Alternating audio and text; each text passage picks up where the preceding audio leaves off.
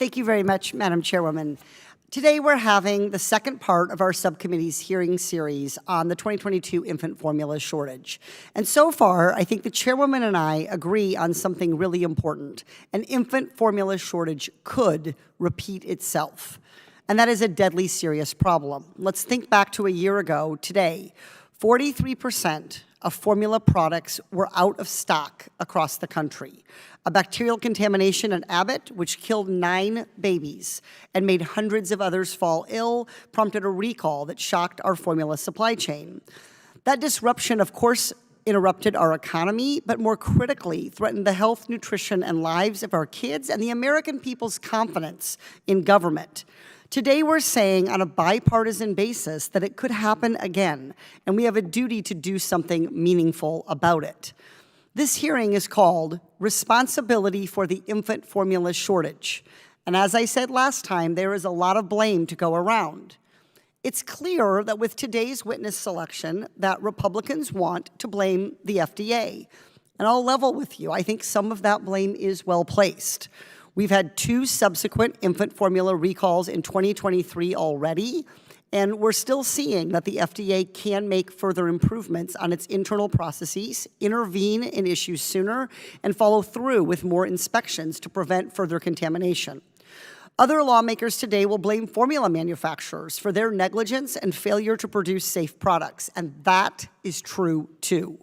Still others will blame Washington for allowing just 3 manufacturers to have monopolistic control over 90% of the formula market, and for failing to invest the resources and authorities in the FDA that it needs to produce the results we demand.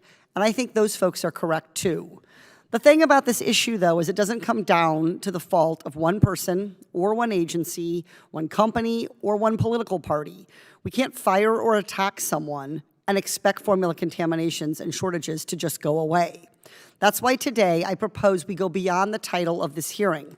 We need to move beyond just assigning responsibility and toward delivering solutions that can prevent a shortage from happening again. And I want to thank the Chairwoman for her work with me on that. We need to use these hearings to identify what are worthy proposals, worthy innovations, and then we need to transform them into legislation. If we don't do that, we're failing to solve the future problems. We risk just blaming and shaming rather than preventing and problem solving.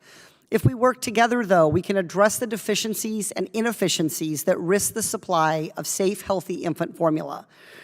Luckily, we have an FDA expert before us who can help us with that. Look, Dr. Main can handle what we're going to throw at her. We should ask hard questions. We should push her on areas where we think the FDA can and should do better. But we should also use Dr. Main's knowledge to figure out what Congress should be doing better. Right now, the FDA is reorganizing its human foods program to reduce fragmentation and improve coordination, but that's not going to solve all of the fundamental issues. Even with the best structure, leadership, and resources, the FDA is only as well equipped and as accountable as Congress makes it be. So while we hold the FDA and others responsible, what can Congress be doing to help? First, we have to provide the FDA with resources to increase its inspection and food safety capacity. You can't expect an agency to do better when you are taking away the funding for the personnel and technology needed to make it happen.